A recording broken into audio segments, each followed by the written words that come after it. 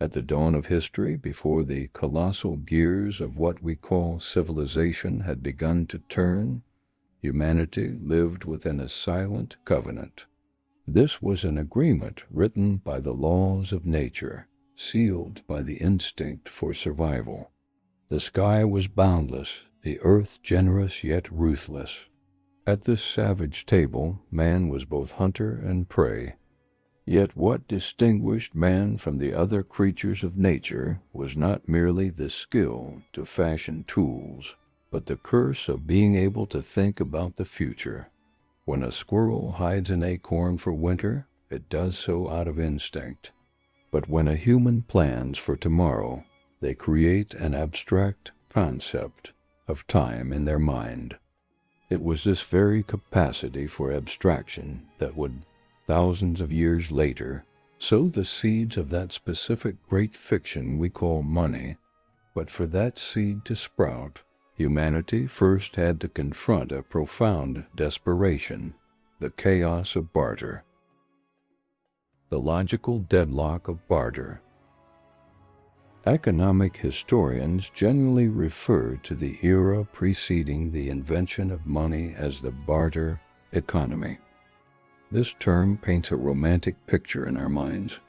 A farmer offers his surplus wheat and, in exchange, receives the sandals he needs from a shoemaker. Everything is fair, simple, and natural. However, this image shatters when it crashes against the hard rocks of practice. Historical reality is not so smooth. On the contrary, the barter system is an invisible prison that locks the human mind and social relations, impeding progress. In economic literature, the bars of this prison are known as the double coincidence of wants problem. Do not let the cold clinical nature of this term mislead you. The drama that lies beneath is real enough to turn the life of ancient man into a nightmare. Imagine that in the Neolithic age you are a master potter. You have labored for days, kneading the clay gathered from the riverbank, shaping it, and firing it in the heart of the flames to craft a perfect water jug. But you are hungry. You need meat. Cradling your jug, you knock on the door of the hunter at the other end of the village. The hunter holds a fresh leg of venison. It is at that moment you encounter civilization's greatest tragedy. The hunter does not want the jug. He already has one. He wants a new strip of leather for his torn moccasin or medicinal herbs for his sick child. Even if you hold the world's most beautiful jug in your hands, at that moment, at that door, you are the poorest person on earth. You have value, but you lack validity. At this point, to feed your stomach, you are forced to unravel a complex chain. To find the medicinal herbs the hunter desires, you must go to the healer, learn what the healer wants in exchange for the herbs. Perhaps he wants wood, and then go to the woodcutter. As this chain lengthens, the cost of trade, the loss of time and energy reaches an unbearable point.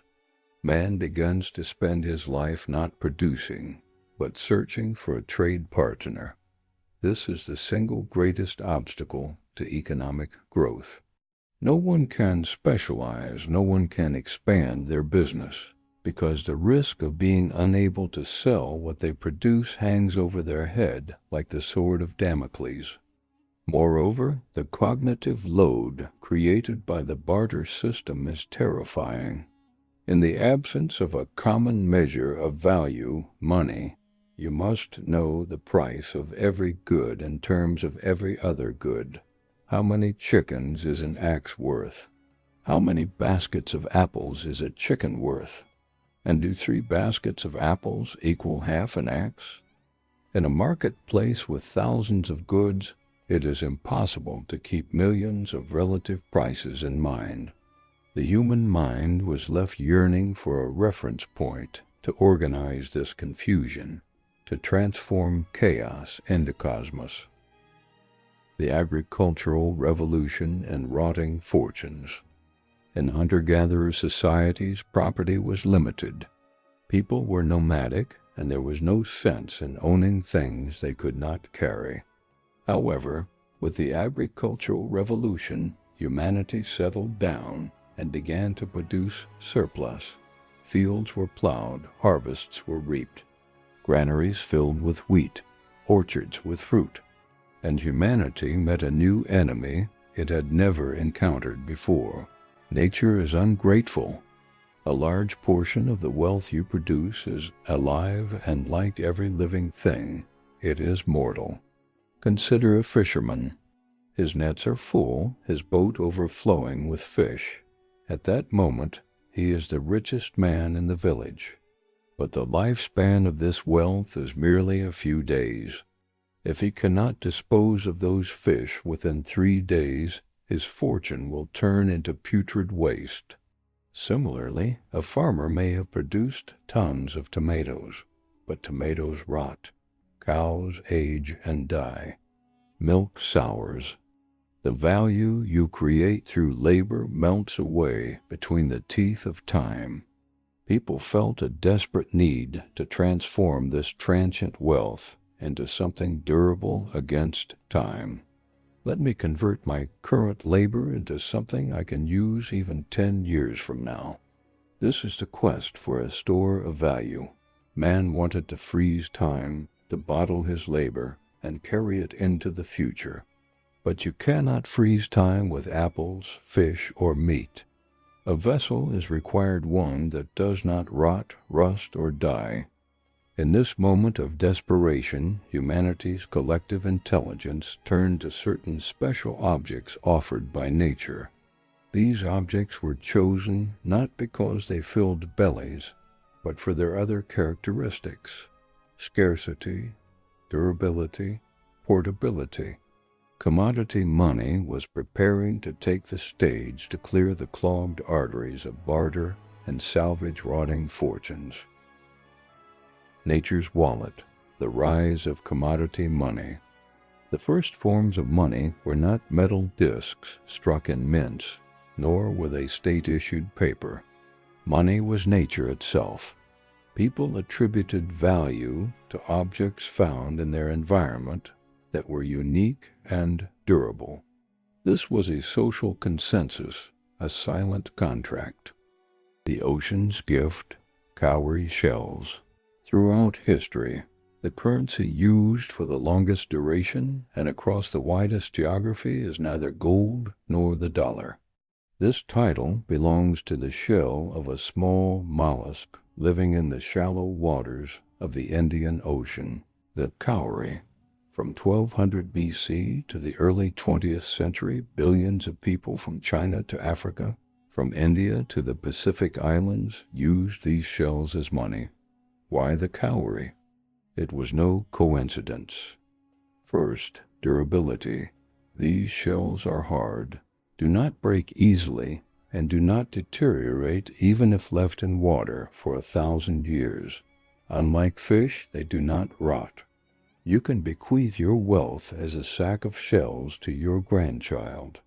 Second, unforgeability. It was impossible to replicate nature's unique porcelain texture and shape with ancient technology. You could not print counterfeit money. Third, portability. They are lightweight. With a handful of shells, if they were a rare species, you could purchase an ox. In the interior of Africa, in villages thousands of kilometers from the sea, these shells were viewed as magical objects. For a tribal chief who had never seen the ocean, this smooth gift of the deep was a symbol of divine nobility. Everything from the slave trade to the spice trade revolved around these small white objects. White gold, salt. If you had asked a Roman soldier what he wanted for his pay, he likely would have said salt. It is no coincidence that the English word salary comes from the Latin root sal, salt. In the ancient world, salt was far more vital than it is today. In a world without refrigerators, salting was the only way to preserve food, meat, cheese, fish. Salt bestowed immortality. It was the only power that could halt decay. Thus, salt went beyond being a necessity and became a medium of exchange. From the Ethiopian deserts to Rome, from the steppes of China to the Amazon, salt blocks, amole, cut into standard sizes, changed hands as money. Salt's advantage was its intrinsic value. Even if the economy collapsed and no one accepted money, you could still use the salt in your hand to season your food or preserve your meat. Salt would never become worthless because it was a biological necessity. The Devil's Stone, Obsidian and Others. In Anatolia, around Cataluyuk, obsidian, a volcanic glass, was the king of regional trade. Black, glossy, and razor-sharp, the era's finest knives and spearheads were crafted from it. Communities possessing obsidian mines exported these stones, raw or processed, hundreds of kilometers away. A piece of obsidian was a store of value, carrying within it the labor of the master who mined it in the raw power of nature. Among the Aztecs, cocoa beans were money. The rich could literally drink their wealth. In fact, some of history's first cases of counterfeiting appeared here. Cocoa beans were emptied and filled with mud, circulating in the market as early examples of forgery. Compressed tea bricks in Siberia, massive rye stones, limestone discs too large to move, on the Yap Islands of the Pacific. The common thread among them all was this: people were bound to these objects by a shared belief. The invisible contract and the psychology of value. A seashell cannot feed a man. A block of salt cannot protect him from the cold. An obsidian stone cannot quench thirst. Why, then, did people give up the wheat, meat, and cloth produced by the sweat of their brows to accept these inedible objects in return? Here lies the most magnificent leap of human psychology and social organization: trust. The person accepting commodity money trusts not the object itself, but the social contract that implies someone else will accept it in the future. The seashell in their hand is, in reality, a promissory note signed by society as a whole. I accept this now because I know that tomorrow someone else will accept it from me. This is the transition from use value to exchange value. Man has abstracted the object plucked from nature from its function and imbued it with a symbolic power. For a stone to buy a cow, the image that stone creates in people's minds must be stronger than its physical properties. This image is often fed by scarcity. Pebbles found everywhere could not be money, for anyone could simply bend down and pick them up. Money had to be something difficult to acquire, requiring labor and chance. Labor was the breath that gave money its soul. Thus, order was born from chaos. Commodity monies accelerated marketplaces, carried trade beyond the village, and linked different cultures. Now a shoemaker could sell his shoes for salt, store that salt, and buy wheat months later when he needed it.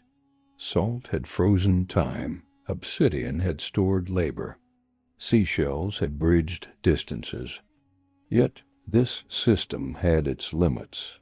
Salt melted in the rain, shells broke, cocoa dried out, and transport. Hauling iron bars or copper ingots worth a fortune was torture for merchants. Humanity yearned for a carrier of value that was more perfect, more durable, more divisible, and more standard. Sleeping in the depths of the earth, shining like the sun and never rusting, the metal awaited its call. The age of silver and gold was approaching. The second great revolution of money waited at the door. The DNA of value, labor, scarcity, and faith. The rise of commodity money is not merely an economic event in human history, but a philosophical turning point. For an object to become money, it must satisfy certain criteria in the collective subconscious of society, far beyond its physical properties. Why seashells and not pebbles? Why salt and not leaves? The answer lies hidden in the three fundamental elements within the DNA of value: labor, scarcity, and faith. The crystallized form of labor. In ancient times, when a human looked at a seashell in their hand, they saw more than just a beautiful object. They saw the hardship behind it. That shell had been harvested from the depths of the ocean. Someone had held their breath, dived into the water, taken risks, perhaps battled sharks. Later, that shell had been transported thousands of kilometers along trade routes, crossing mountains and deserts. In other words, that small white object was actually a condensed form of immense labor and risk.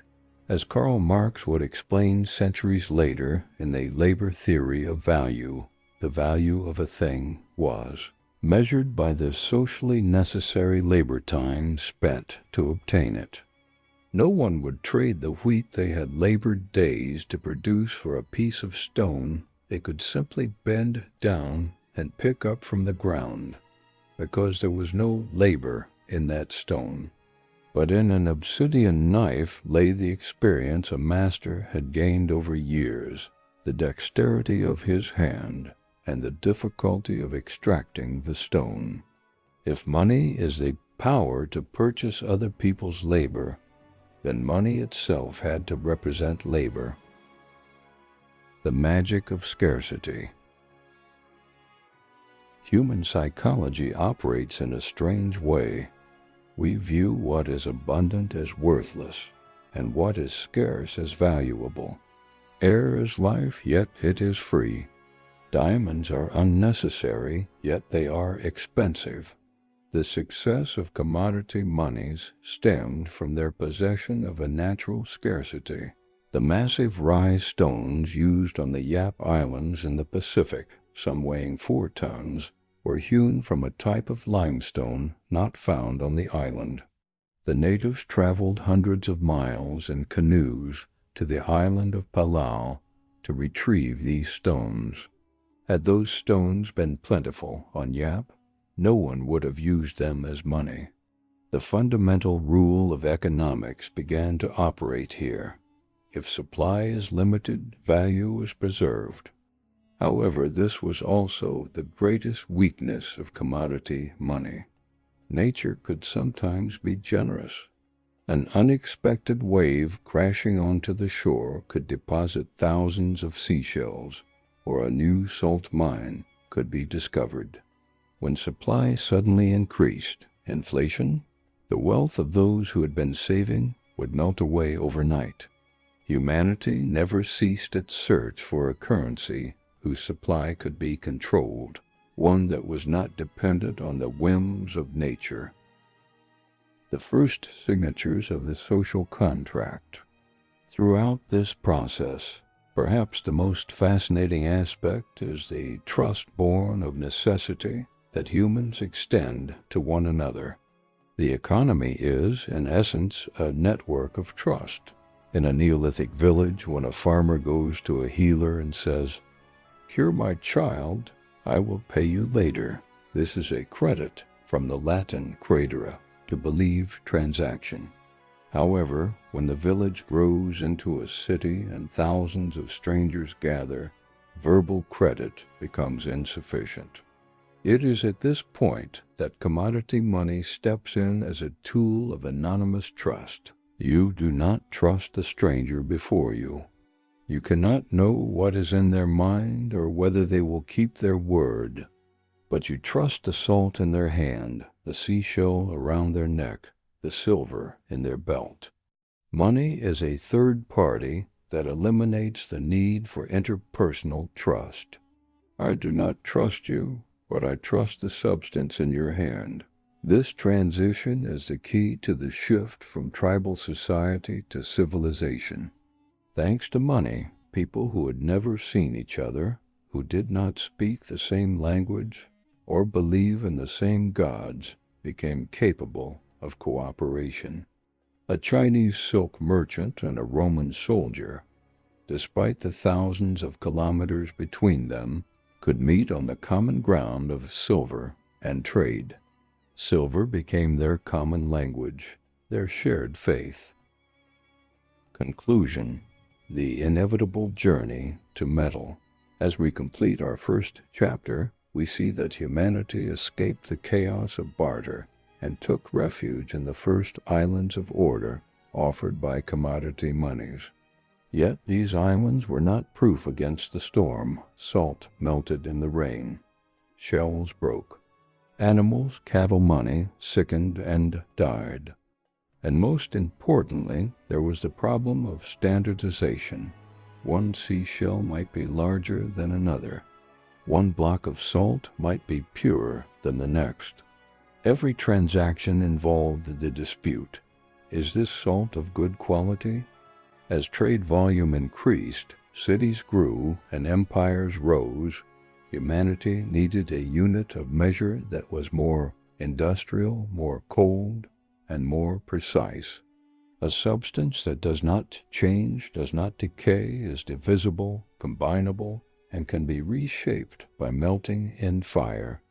The age of metals, rising from the depths of the earth, was about to begin. Electrum, silver, and gold. This trio would rule the world for thousands of years, raising kings to thrones and casting them down, starting and ending wars. In the next chapter, we will examine how that first spark from the hammer of Lydian blacksmiths turned into a global empire of coins, and how Rome used this power to engineer its own demise. If you enjoy stories that uncover how ideas, power, and human choices shape our world, stay with us. Subscribe and continue the journey.